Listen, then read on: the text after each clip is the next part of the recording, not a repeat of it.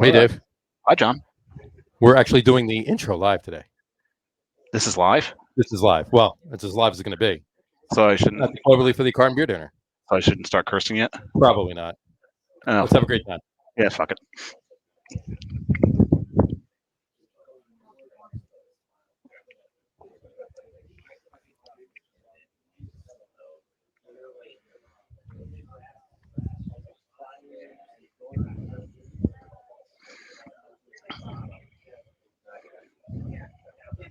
All right, everybody, welcome out to the Log Room Guys Craft Beer Show. It is Tuesday, October 12th, 2021. Jersey Johnny coming at you. And with me, as always, is none other than Mr. Beer Samurai. Say hello, Mr. Samurai. Hey, everyone. You told me to look at the camera, not at you. And you're looking at me. Well, you know what happens. Right, the first thing you do. First thing you do. Okay, fine. I fucked up right off the bat. Yeah, right off the bat. But I do want to wish everybody happy Hug a Basis Day. Right, yes, happy Hug a Basis Day. Hold on, let me get the there we go. There you go. He's got the cross. Oh, I get to watch how you actually do this for a change. Hug a Basis Day. There you go. You can there we go. There's all the crawls over there. Folks, you're looking at this right now. We're actually coming to you live from the Cloverleaf Tavern in Caldwell, New Jersey. It's the night of the Cloverleaf Carton Log Room Guys Craft Beer Pairing Dinner. It's going to be a great night. If you don't have tickets and you're not here, well, you're not here. You're not going to know how great a night it is. But everybody is here. Shout out, guys. Yeah, see, there they are. They're out there. We can. So that's the important part. So anyway, Dave's actually sitting right next to me. See, look, there's my hand. Wait a second. You can see. Oh, I can see people past these lights that Matt set up. Matt has set up lights actually. So we can actually bring Matt in right now because he's actually sitting right here. Over there. There you go. There I am. Hello, Mr. Podesky. How are you? Very good. How are you guys doing tonight? That's great. That's great. It is National Hug a Basis Day, by the way. Yes. Yeah. It is. Yes. So there you go. Hey, Dave. What's your top three bases? John Paul Jones from Led Zeppelin. You got to remember that dude had to keep up with Roger Plant, and he did. And then, did I say Robert? Did I say Roger Plant? Robert Plant. Robert Plant. I may have pre-game this too much. Third year. It's fine. It's my fifth. Anyway, then we'll have to go with. I told you beforehand. Why are you asking me? You want me to tell your top three list? Chris Squire from revolutionized the way rock bass was played, turned it into a lead instrument. That is fantastic. Love that. And then I got to go a little more modern. And I got a little modern. I love the way this guy plays bass. He gets a lot of crap that he's not a true bassist. I don't care. I love the way he plays along. Flea is just so much energy on stage. Oh, yeah. It's insane. I don't know. His head doesn't snap off while he's playing bass. I'm shocked it hasn't yet. Yeah, absolutely. Right. Because he's getting up there in age. Yeah, what are your favorite three, John? My top three are John Entwistle was one. Thunderfingers. Absolutely. Yep. Gotta love that. Went back and forth. I mean, Chris Squire and Roger Waters. They're all up there. You said Chris Squire, whatever. Even Adam Clayton from U2. He's actually a really good bass player. But my number one. It's another power trio. Would definitely have to be from another power trio. Would definitely be Mr. Gary Lee Weinrib. That's his actual birth name. His actual name now and for many years has been Geddy Lee from Rush. So I've heard of him. Yes. I have heard of him. Many people have, as a matter of fact. Matt, who are yours? Oh boy, I mean it's all. We told you before the show. We told you who your top three would be. You just didn't think you'd be on during the segment, right? Then I'm going to go with. I just think great bassists can also be great lead singers. So I'm going to go with Pete Steele of Typo Negative. Sure. I'm going to go with Lemmy. Of course, that.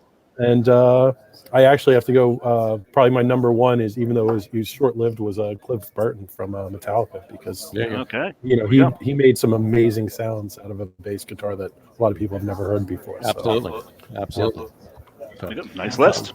Hey, Dave, quick question for you. It is also, it's a couple other days too. We talked about this. You put out your calendar, as some of the people that watch have known. Yeah. You put out your calendar every month with all of the days that it is. Yes, obviously, you watch the show, you know a lot of them. But it's National Gumbo Day. It is National Gumbo Day. Gumbo is not on the menu for tonight. Menu here tonight, so we can't have gumbo, so we couldn't do that. But anybody else, eat your. I love gumbo. I haven't had it in a long time. Old Farmers Day. That's just. I think it was the. No, it's the day. Old farmers, like not new farmers or young farmers. No, I think it's the date that the Old Farmers Almanac was first published. Oh, the Old Farmers Almanac. Yes. Okay, got it. Get it straight. Okay. But there's one other one. Ada Lovelace Day. Yeah, she's not a porn star. It's not Linda's sister or anything? No, it's not Linda's sister. Actually, it would be more like her great-great-grandmother, if anything, because in 1840, Ada Lovelace was considered. She's given credit of having written the first computer program. Oh, I got you. Believe it or not. This is the first computer programmer? Yeah, probably.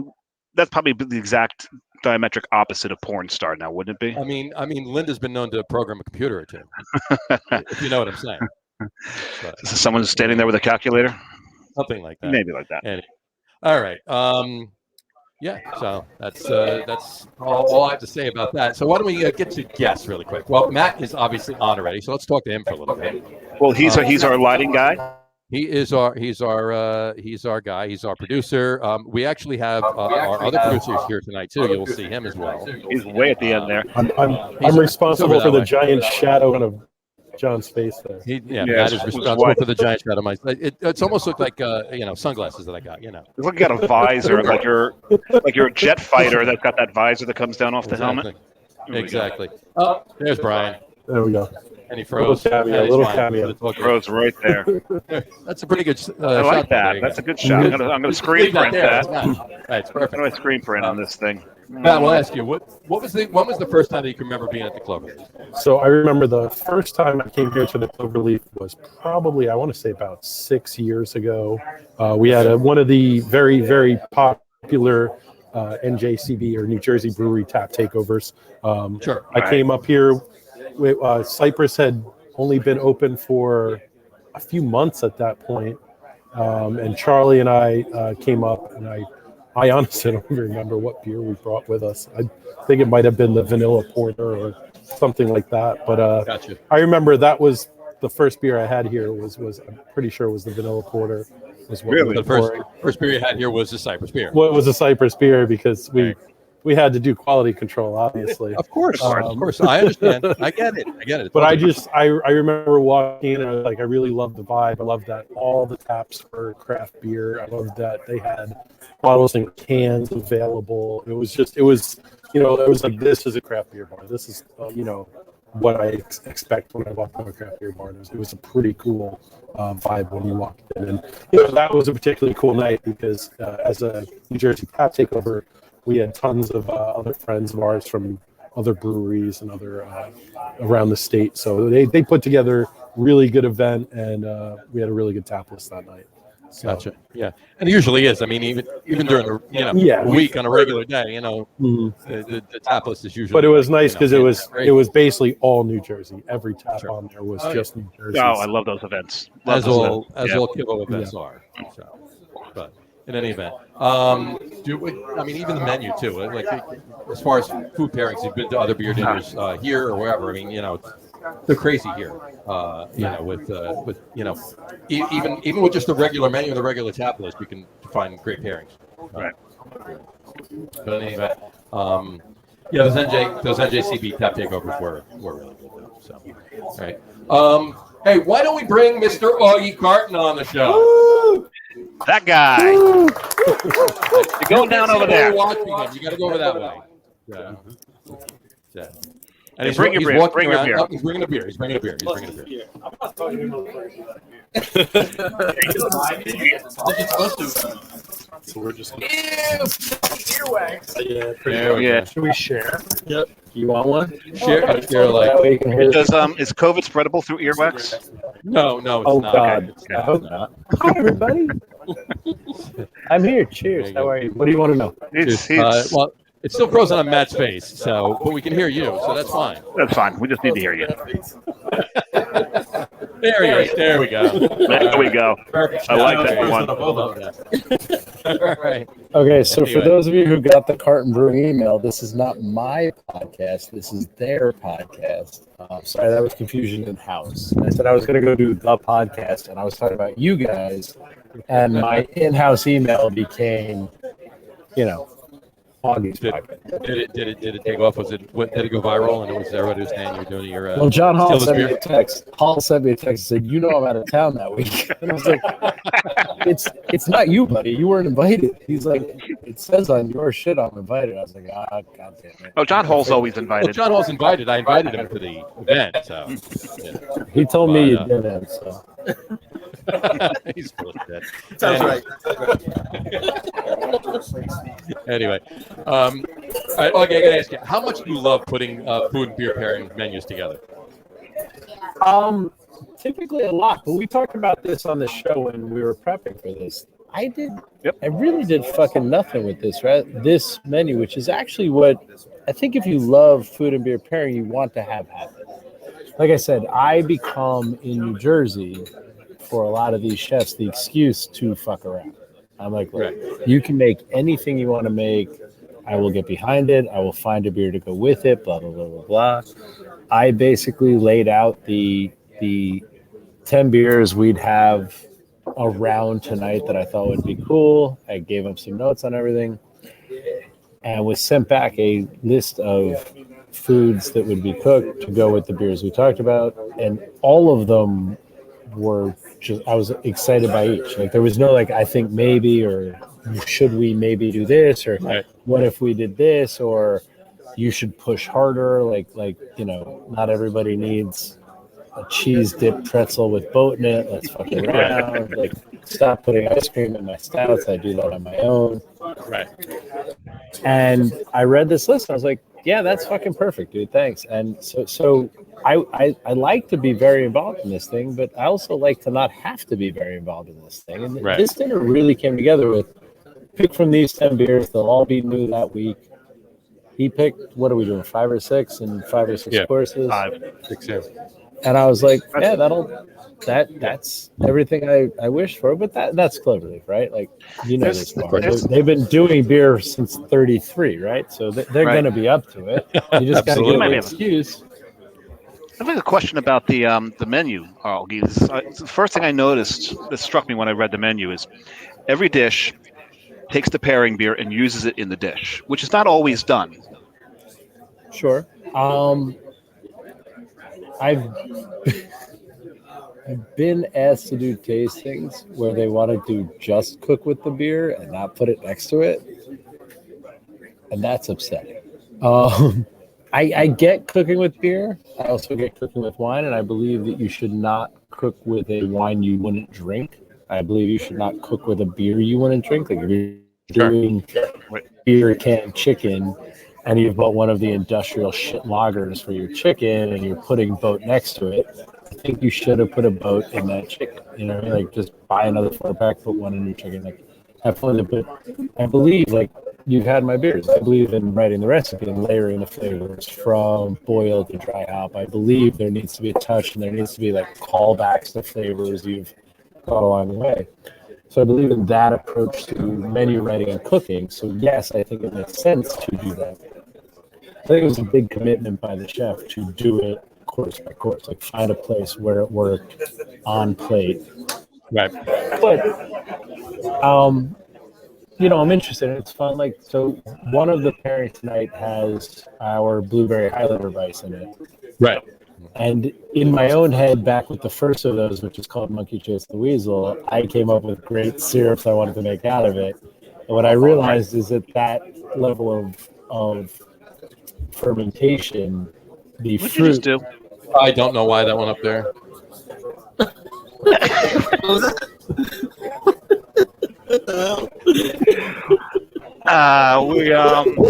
We apologize for that. Victim of the crime. See, apparently this is not John Flato next to me. This is John Gruden. What did you just do? I don't want those Anyway. politics. There we go. Okay, that's better. That's better. There we go. They were next to each other. I apologize. Wait, you have Yes, both, they usually are next to each other. wait, you have Exactly. both of those earmarked as cheese cores? That's fucked up. That's fucked up. So, okay, is there, when you cook with the beer and then serve the beer next to it, is there a fear that the drinking the beer will wash out any flavor that the beer imparted to the food? This is a very professional show. So no, there's fun things to do with that. So one of my favorite ideas is like taking a properly wild fermented sour and making like an aspic out of it, and then the important part of the beer becomes an important ingredient that layers on the beer. Especially consider beers between 4 and 12%.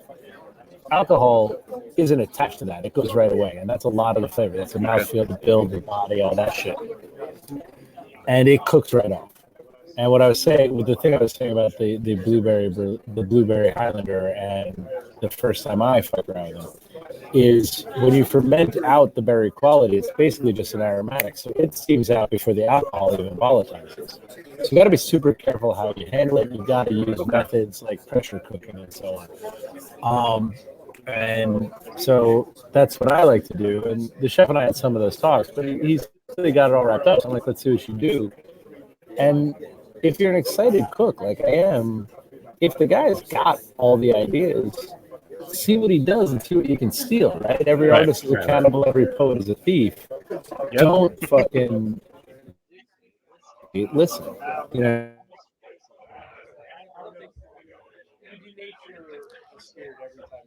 Spirit every time you add heat to it. When you light your 151 shot on fire, you're wasting a significant portion of your 151 shot. Right. Anyway, okay, sorry about that. Just a connectivity problem on that. So it's been, most of it came through, but it's been back. Is that why there was a microaggression against my sexuality in the middle of the show? The best part is the people listening to the audio podcast don't know what happened. They have no clue what happened. And we're not never going to know it. either. No, we're not Because going it's to going to be edited, so it's fine. Just so you know, I know, and there's not that much soap in the world. I don't know. There might be a little bit extra, but anyway. All right. It's a quick question for you. What? I love that it says Matt Patinsky under my face. Please do not make him hit another crawl. Please don't make him hit another button. No. That's gone. I'm a big up and comer in the podcast world. There you go. But in any event, which do you love of the beers that are on tonight? There you go. Beers you have on tap tonight. Which? Both beer. Obviously, they're all your favorites. But what do you? Both beer. What do you look for? Both. Both. Just both. Never a doubt. Doesn't matter. End of story. It's both. I'll take one too. Yeah, I mean. Both over here. Yeah, both beer. It's tough because it's the season, right? So there's a version of this discussion. I know we went over this the last time I was on the show, but there's a version of the discussion where I was like, it's the end of September or early October. Let's do Festy. Let's do the Highlander. Let's go German. Let's fuck around with that. The chef dug right in. But then the whole meat pie thing and the pub ale. So we've been pushing back on pub ales, as you can see in my lovely hand here. So this state needs more fucking pubs, which is a British brown and just can condition cask ale tonight. That's the actual name. Well, the TTB wasn't approving fucking pubs. It's one word. So, there you go. And I'm not the kind of guy who puts, hashtag asterisk exclamation point on his label. You can't do that. You do it or you don't. Yeah. So we trusted that the sentiment would be clear to the people. Gotcha. Like, the state needs more pubs. Right. Yes. Fuck it. But anyway, is this mine? Thanks. But anyway, so I think the one I'm most excited about, the one I'd like to see, if I had a dream for all this, and part of coming back to one of New Jersey's oldest beer pubs, is if I saw a thing coming in our reinvention of what craft is and And, you know, as we all still need all the fucking vanilla ice cream flavored pumpkin shots in our beer, we also need to fucking sit around and chum it up. So I'm hoping the one that connects to everybody's soul is the pub ale and the, you know, meat pie and the, you know, the I think it's a steak and ale pie. Steak and ale pie, yeah. Yep. But that's the kind of, you know, that's the kind of drinking. I'm not saying we can all eat it every night, but let's face it. No. Every now and then we need a fucking rich, ridiculous, stick to your heart-to-heart conversation over a heart-to-heart beer. Exactly. And that's the pub thing I'm hoping. That's the part I hope sticks with people after tonight. And if they go out with blue cheese and blueberry Highlander, I'm fine with that too. Because let's face it, the other 30 days a month, that's what I'm doing. Right. Just, you know, Right. I'm hoping for that to stick. I'm going to finish this beer. We need another Beautiful. beer. We need another beer. Let's get another beer. Let's get it up for Augie. Wait, am I out? I'll get my own beer. Yay! Right. Thanks for having me. You got it. We thank you that for weird assault I lived through. bringing the. Now sanitize those headphones. All right. So, All right. Can we get that was left over from the John Gruden episode that we had.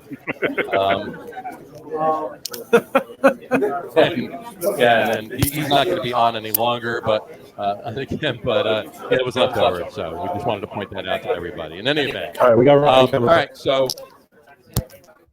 let's get Ryan Dorchak on the show. There goes Ryan Dorchak.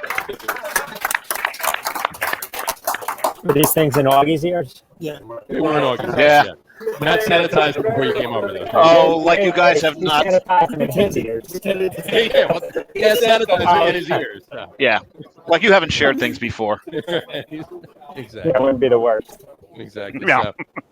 So, what do you like the most about beer pairing dinners? What I like the most about beer pairing dinners is the ability for the guests to experience and explore beer and the actual harmony that the two can make together. Because a lot of people, they don't understand. A lot of people, when they think of like food paired with something, they think about wine initially. Sure. They think beer is just like sit in front of pop open a beer, watch TV, watch sports games, snack on food. They don't really think of actually pairing beer with food. And I mean, the different types of flavors that can come out in both, so food really, food and beer go hand in hand and bringing out flavors and complementing, just really enhancing the experience of eating and drinking both. Absolutely. So that's my big thing is making it, an educational experience, as well as an experience where they could actually explore their taste, their palate, and what they like and don't like. Right. Absolutely. No, I got you. And totally makes total sense. And I've, what you've done here at the Cloverleaf too, like you bring up your MBA and your PhD programs you've done. It's not just for the craft beer, let's say craft beer geek or craft beer connoisseur or whatever. It's educating people that maybe not absolutely. It's all about the education. We talked about this before. New Jersey has such a long way to go to get to the level of just New York, let alone Colorado or California. So talk a little bit about that. Yeah, absolutely. I think, every day here, as long as we've been around and as long as we've been bringing in different new beers into the restaurant, every day there's people that are coming in that have no idea, Sure. not just about beer in general, about the state of beer in New Jersey. Because the beer culture is transforming around us, and a lot of people have no idea. I was telling you before, John. If I'm at a soccer game with my son, I'm talking to the dads. They don't even know what Cane is. They don't even know what Cane Brewing Company is. And then I say, well, how many breweries are in New Jersey? 8, 9? How many breweries? I have no idea. They don't know. That's what. But people don't realize. How big beer is becoming, how big it's been. I mean, if you look at some of the pioneer states, Michigan, California, Colorado. Those guys were doing the same thing we're doing 25 years ago. Sure, absolutely, So they're hitting their stride now, whereas we're just ramping up. That's the way I see it. Some people are like, oh, the bubble's going to burst, but I think there's still a lot of room for education in the consumer, from the consumer standpoint. Absolutely. There's plenty of room for the more you educate, will definitely push that bubble off. I don't think any bubbles bursting anytime soon. They may plateau. But if you look at the fact that what you just said, we're about 25 years behind Michigan, Colorado, California. They're still going. So there's a long way to go. Yeah, yes. 25 years ago, you could pretty much brew anything you wanted in New Jersey, and people were going to drink it. And now, with the palate becoming more refined, right? You're just going to have to do a better job at brewing. That's all. Exactly. That's the point. Because the consumers now, with that education, the consumer now wants a better product. Absolutely. And this place has done. That's a beautiful thing too. Go ahead. And this place has done a great job of educating everybody who walks in the door. We talked on the last time you were on the show, the PhD program, starting with the MBA programs, walking them through all the different styles out there.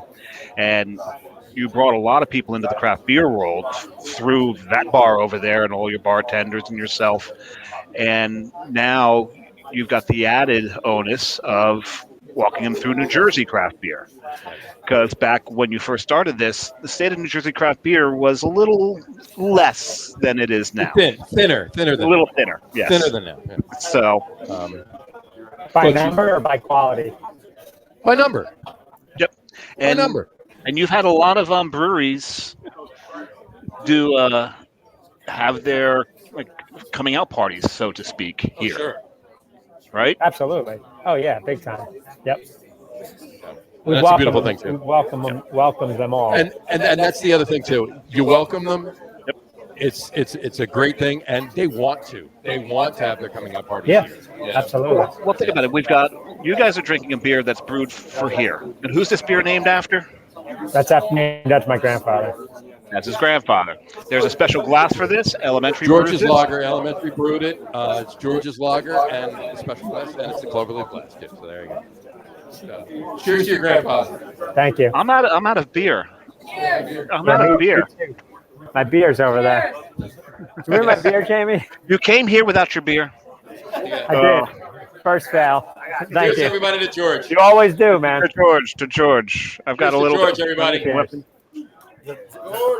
George. That's my grandfather. Yeah. No. Is that the it's good. Ryan's grandfather. I need one of those.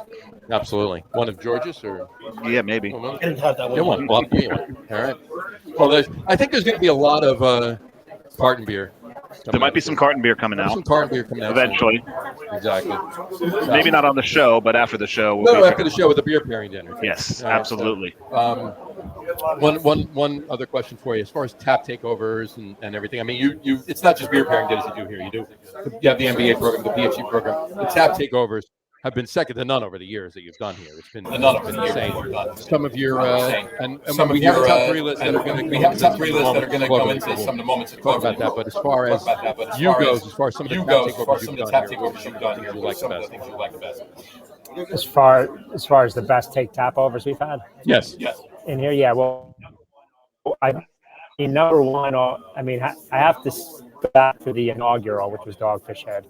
Sure. That was just because that was kind of like the first tap takeover in New Jersey. It had never been done before. Where we literally took all 24 of our lines, saved beer, because you couldn't get 24 of one specific beer back when we first did the first takeover. So we would save that throughout the year.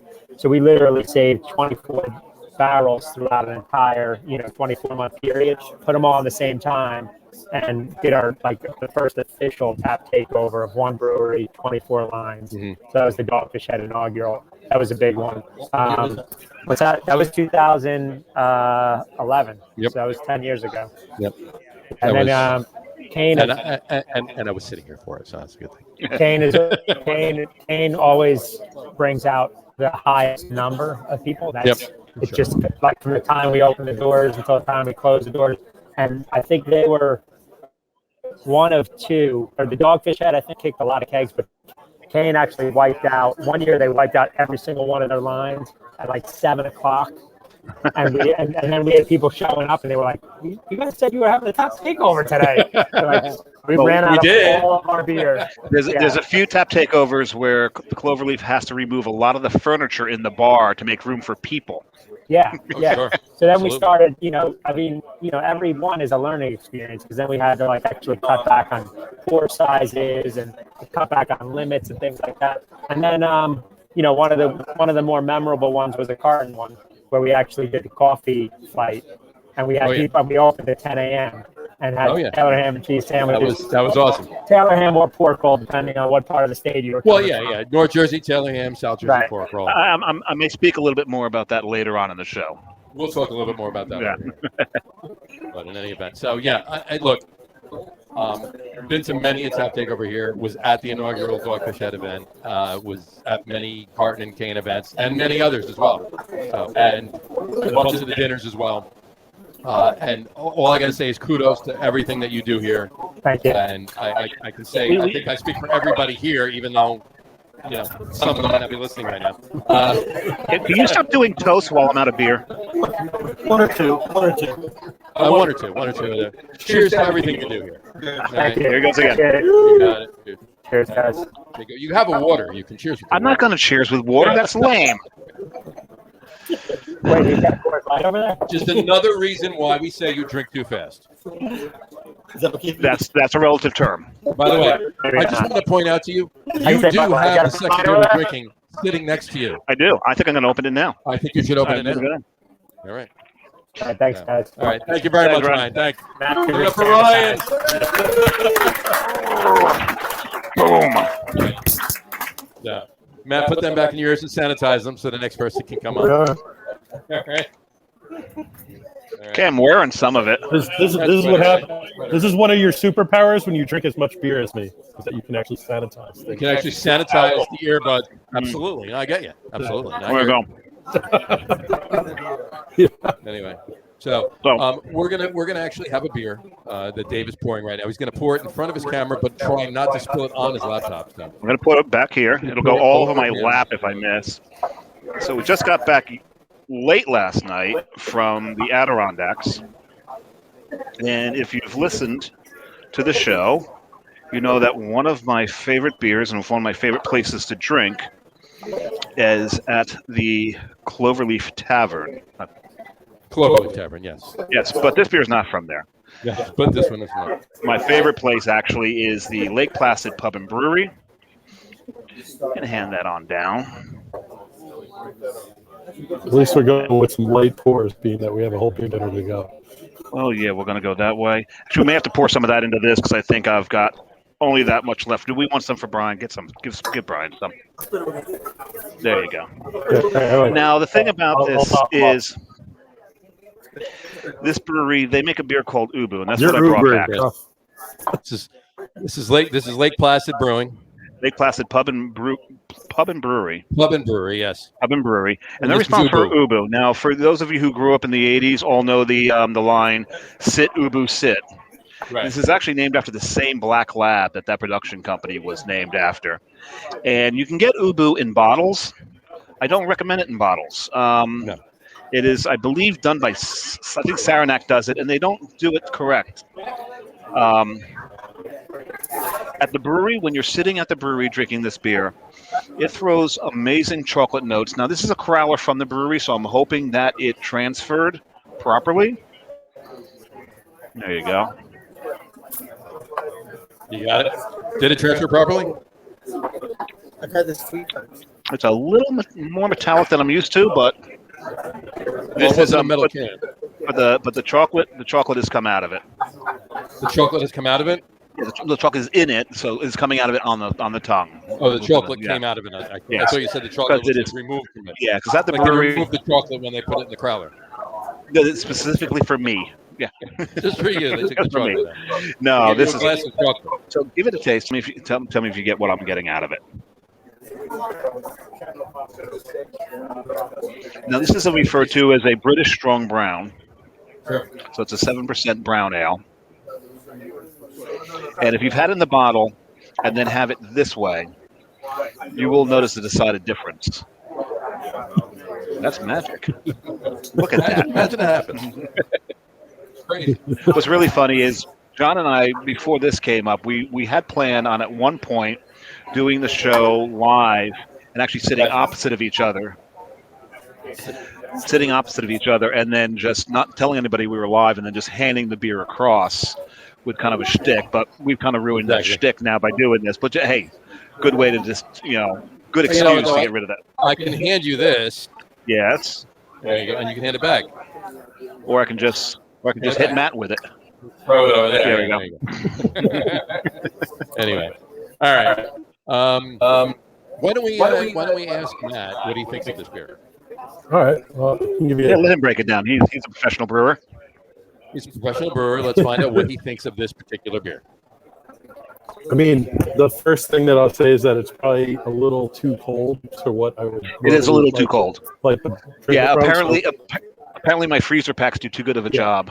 So, and again, just in case anyone who's listening to a craft beer podcast doesn't understand how flavor works, temperature, I will say that. So basically, up and actually let some of those flavors out. So this is actually why we drink macro lagers at like 33 degrees, because it has no flavor anymore. So you can't taste them. Yeah, you can't taste them anyway. But no, when you have darker beers or beers, Belgian beers, things that have a lot of flavor, you actually want to drink them at a much warmer temperature. So for this, I mean, the nose is very mild. I get a light malty nose to it. Right. And in the sip, I get again, it's a malt forward beer. It's a malt forward ale. I get light malt. I get a little bit of roast, and I get a decent amount of chocolate in the finish. So it's to me, it drinks a lot like a chocolate. Not quite as deep as a chocolate porter because it's a brown ale. Brown ale is a little bit restrained, a little bit pulled back, but it's still a malt forward style. It's nice. It's light. And when you have a lighter beer, you don't need to bomb it with the flavor to have a lot of the flavor come out. So it's, to me, it's a well-made beer because it's got the flavor and it's not overdone. It's not just bombed with the flavor to an excessive level. It's really nicely balanced between the base beer and the chocolate and the flavor. Gotcha. And you're getting all the notes that I love getting out of this beer when I'm sitting in the brewery that you don't get when you buy it in the bottle. Right. Absolutely. I get you. So, all right. Why don't we bring on our other producer for a couple of minutes? Everybody needs to see. If you haven't, there's only been one other show he's been on. The two of them were on. Matt and Brian were both on. That was back in April. So if you didn't see that show, you don't really know what Brian looks like, but you hear from him every week in the comments and everything else he does. So here he is, Mr. Brian Olchel. According to the screen, he is not Matt Potensky. He is Brian Olchel. That's true. I'm not Matt. But we're not letting John press any more buttons on the screen. No more buttons. No more buttons. No. I have erased the Gruden screen, so we're good to go. That's gone. In any event, the funny thing is, I actually you'll never know what happened. I actually warned him about this one. It's going, you better delete that because one of these days you're going to accidentally press. He goes, no, I never will do it. Well, see, the problem is the trackpad on his laptop because it never happens. It's always a mouse that I use. It's never an issue. So, okay, we're blaming it on the laptop. It's technology. It's technology's fault. Oh, I thought we were blaming Apple again. But it doesn't matter because unless you were watching it live, you're never ever going to know what we're talking about. So it doesn't matter. Never ever. Ever. So no. Brian knows. Brian. It's interesting that we're going to be at a beer pairing. Any rate. All right. So, all right. We're going to start with Brian. Let me ask you a question. What do you like best about the Cloverleaf? The beer. The beer. That's simple. Easy peasy. That's a valid answer. But I mean, the thing that I always say that great craft beer bar needs to have in their line, and that's what Cloverleaf to do. If you can't put a beer on and turn that beer over, fairly quickly, then you're not going to be able to be a great craft beer bar, because it's going to sit there for too long, and it's not going to be good beer anymore. I got you. Put variety on and be able to share different styles and seasonal styles and things like that, right? So I think that's really really it's the beer, but the reason is because it's so well known as a great craft beer bar, they are able to have that turnover, and you're able to come here and have something you've never had before. Right. Absolutely. It's great. It's going to be a great beer. Yeah, I got you. All right. While you're on, let's start our top threes, because we're going to cut this podcast shorter tonight because we do have the craft beer dinner. We're getting hungry, and these people are going to riot if we don't get the food. And these people are going to riot because they want us to finish too. They want to eat.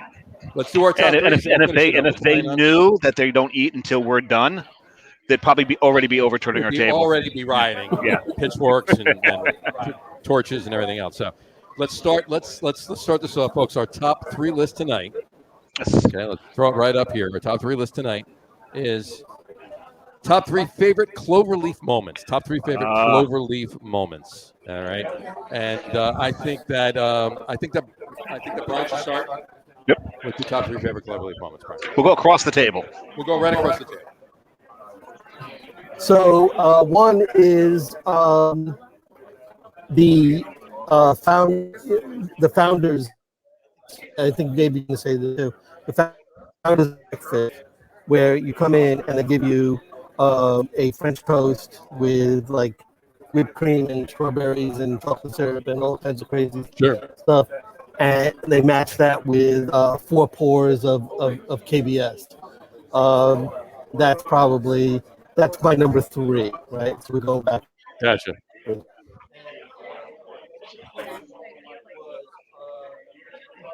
Was I think 2012. My first. This is your number 2, right? That's my number. I mean, it's unbelievable that a place could be this crazy, and the beer is being so fantastic, and it just kind of blew my mind in terms of what was possible with craft beer. What was it in 2012? Because I missed that because you cut out. Dogfish Head. Dogfish Head 2012. 2012 Dogfish Head event, which I think was my first one. I wasn't at the 2011, but I believe I was at the 2012. And then my number 1 was they had a brewery event. The brewery. BREURY.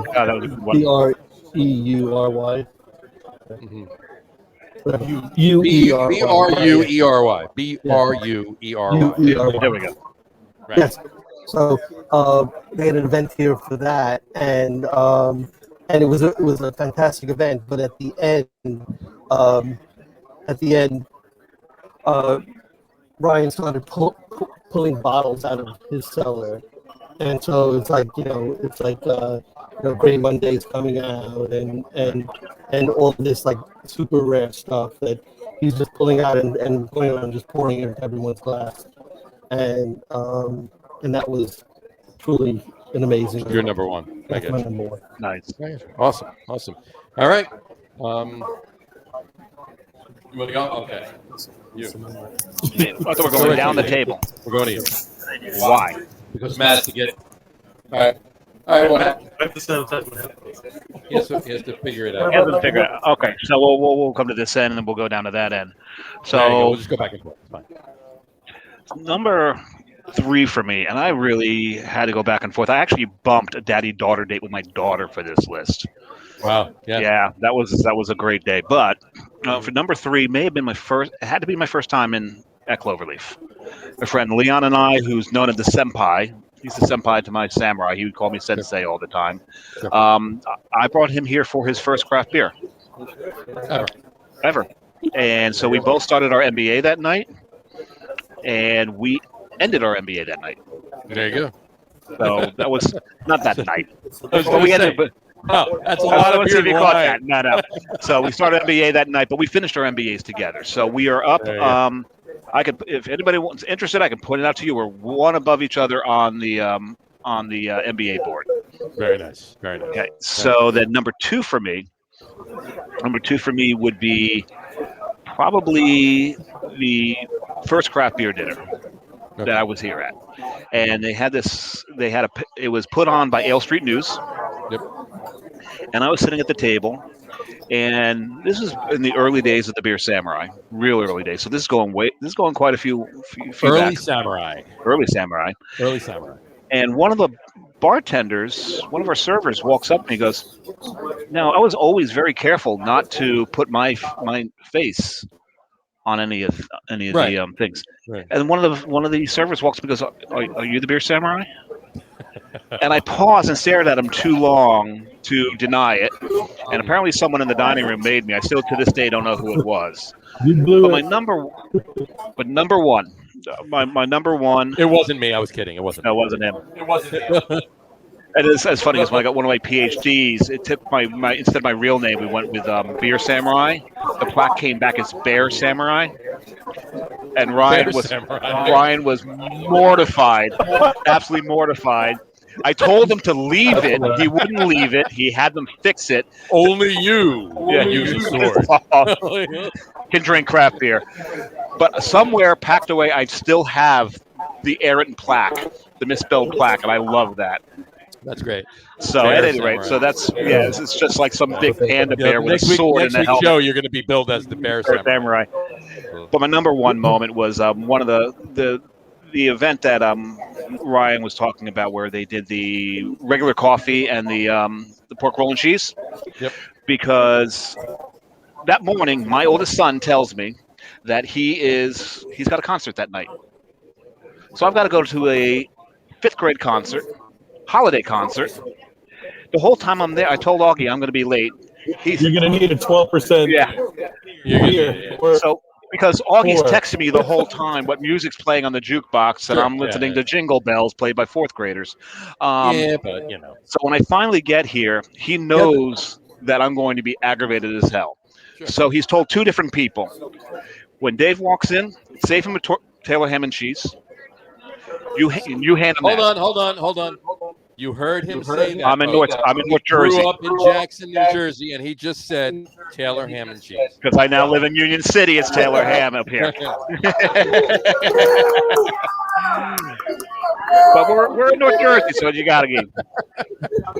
It's Taylor pork roll, by the way. There you go. Anyway, so he instructs someone to hand me that as I walk in, and someone else to hand me a regular coffee. And so as I walk in, people hand me these things, and this one table looks at me and goes, "Who the hell are you, God? That they just hand you stuff when you walk in?" I went on a Carton tap takeover in this place. Yes, I am. Yes, well, no, that's actually Augie. I'm just a demigod. Augie is, you're a disciple. That's all. So those are my top 3. Those are your top 3. Awesome. All right, Matt. All right. So for my top 3, actually, I'm going to echo one that Brian said. It may have been a little bit different. I don't know how many times they've done the Founders Breakfast. This was a specific one where they had a 4-beer flight where they had the breakfast stout, 2 different years of the KBS and the CBS. Yeah, which was fantastic. But not only that, is they had the breakfast. Bourbon barrel aged maple syrup. Yep. And they used the breakfast stout in the batter for the, I don't know, there was pancakes. We didn't catch the whole thing he said. You didn't catch the whole thing online because it French cut out. toast. It's fine. It was French toast with bourbon barrel aged maple syrup. I mean, again, it was just phenomenal. It was the beer was great.